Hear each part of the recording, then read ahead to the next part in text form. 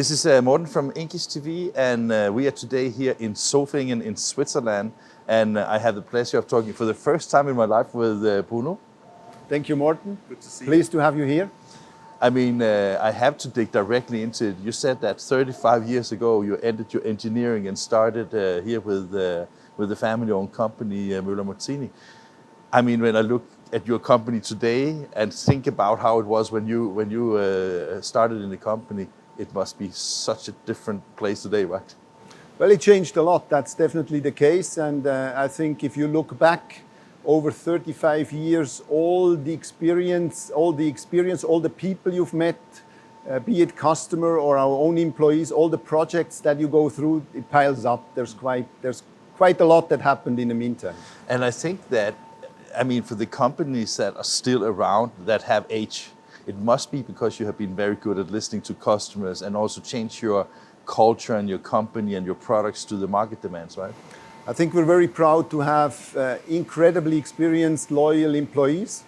We're in the markets represented with long-term local members of our team, and that is why we're close to customers. I think that helped over the past decades to remain a strong player in a very challenging market.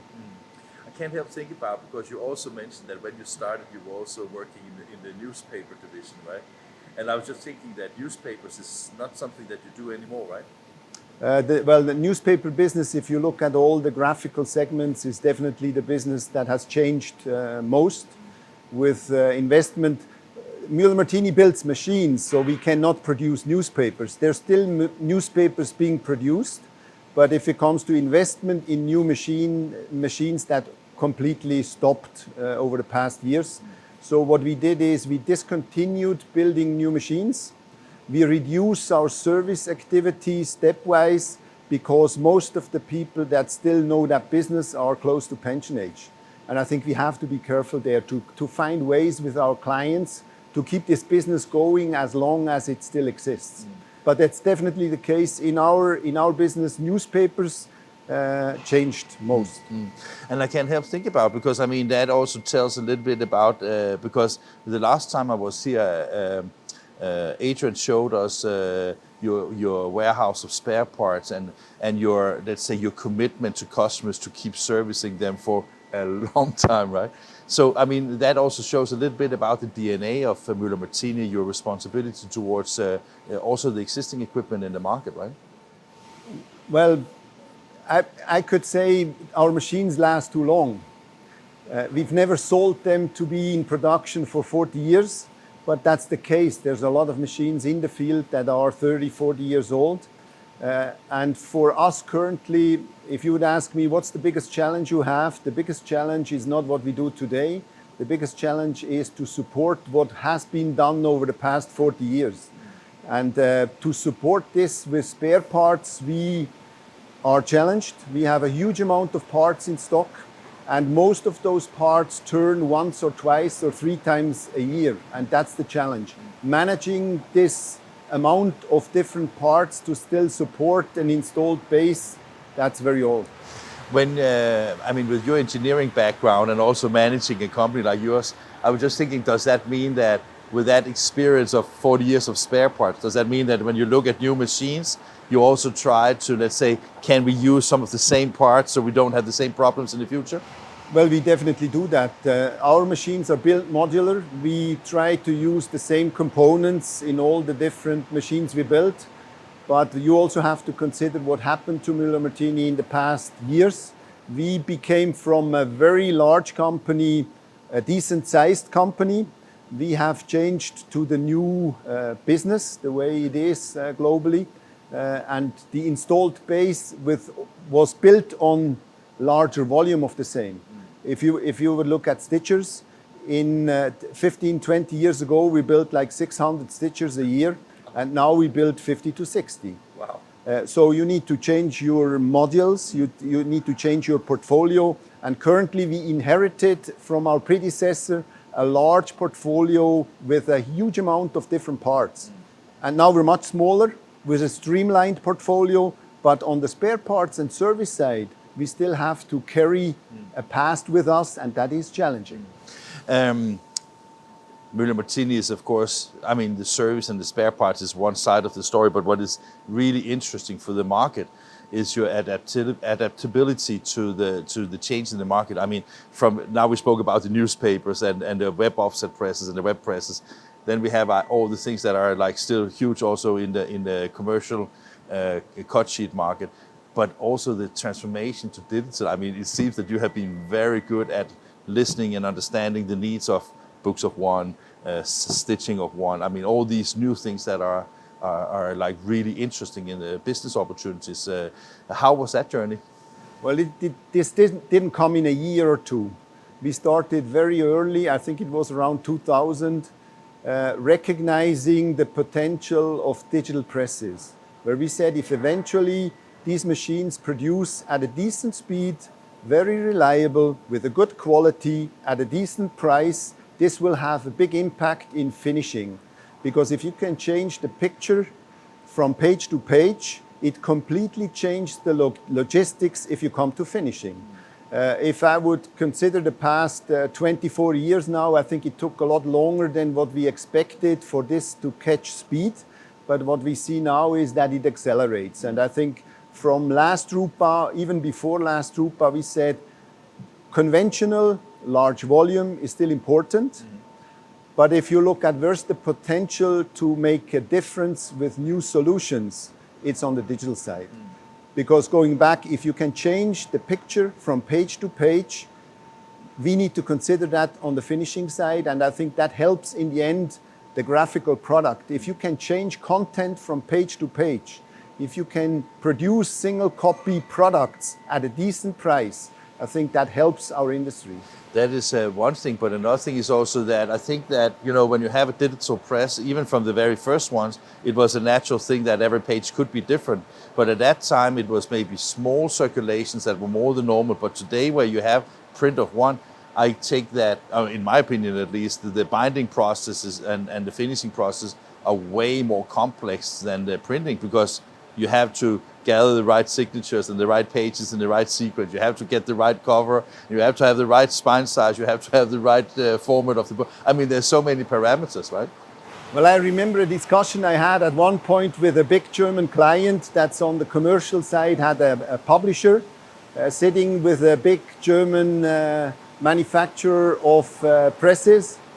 And I think at a certain point, the client asked me, "Who are you?" And before he was talking to the printing machine managing director. And I said, well, I'm the guy who makes sure that you can sell a product and not a roll of paper. And that nails it basically, right? Because that is the challenge when you have getting the print out of the machines and getting onto your machines is the critical part basically. Well, a person then said, can you show me? And then we walked over to the Müller booth, that was Drupa 2016. And we looked at the Sigma line, how we convert the web into various books of copy of one. And you told me when we had coffee before that was also when you introduced the barcodes of the Connect software, right? And you told me that one thing is having the good ideas at the drawing table, but to make that a reality within many printing companies is a challenge, of course. Well, Morten, I think that's a very good point. If we look back the last 20 years, and you would look from far away at the machine, you could say, well, these machines you already had. But if you look inside the machine, if you consider the process, and if you consider all the variability on the finishing side, that makes a complete different story. And to consider all that when you impose your web, that's the challenge. And I think that's where we have worked on now for 20 years. We made big steps. And I think there's still potential there. So I would never say we've reached the end. Of course not. There's a lot of opportunities. I mean, there's a good reason to go to work tomorrow. That's what you say, right? Yeah. And I mean, with that said, I would say that the acquisition of Hunkeler, that we also spoke about, I mean, that fits like a hand in a glove, right? Because, I mean, both, as we spoke about, it is a very near relationship and distance to Hunkeler. But I mean, you take over from when the rolls are fed into the machines. Now you have the entire value chain from, let's say, at least from the end of the printing machine, right? Well, if you walk through our print finishing center here, you see a lot of Hunkeler equipment feeding the Müller machines. And this was the case already a year ago, Yeah. when we didn't know what would happen in December last year. Yeah. So I think the two companies have worked together for a long time. And I think we're just, I think I would call it we're almost related with all the connections between the two teams. And if you look at the direction the market is taking and you compare the two portfolios with a very small overlap, I think that's a perfect match. That's just a perfect match. So if I look at what we've accomplished with agreeing to bring the two together, I would say one is the people. Because both companies have very well educated, experienced people, very loyal to the company, very close together. I think you find families here where one is working at Müller, the other is working at Hunkeler. If you go to a soccer game, a soccer team, you would see two working at Hunkeler, the other working here. So the two companies are very close. And if you look at the products that they produce, they also complement each other. So I think a big opportunity for the two to form a strong relationship. And I think if you compare, just look at engineers, if you bring all this expertise together, that's a powerhouse of innovation in paper converting for the future. So I think for our clients, we will help them with new solutions, with new innovations, with very good ways to make a good product out of a roll of paper. Congratulations on that one. I have just a few more questions I would like to talk to you about. When we talk to the, let's say, the digital print OEMs, one of the things they always talk about is that when you want to really take full advantage of a digital printing machine, you sometimes have to think new business models. That conversation goes in like how you sell, it is also how you produce things. Those conversations, is that also something that you have when it comes to the Müller Martini part, or is it more, okay, now the printers have made a decision going this direction and now they buy the equipment, or you're also involved in counseling and advising about the business side of it? I think we're also involved in that, but it's definitely true that Hunkeler has much more experience with working together with the print vendors. On the Müller side, I think the past years this became more and more important.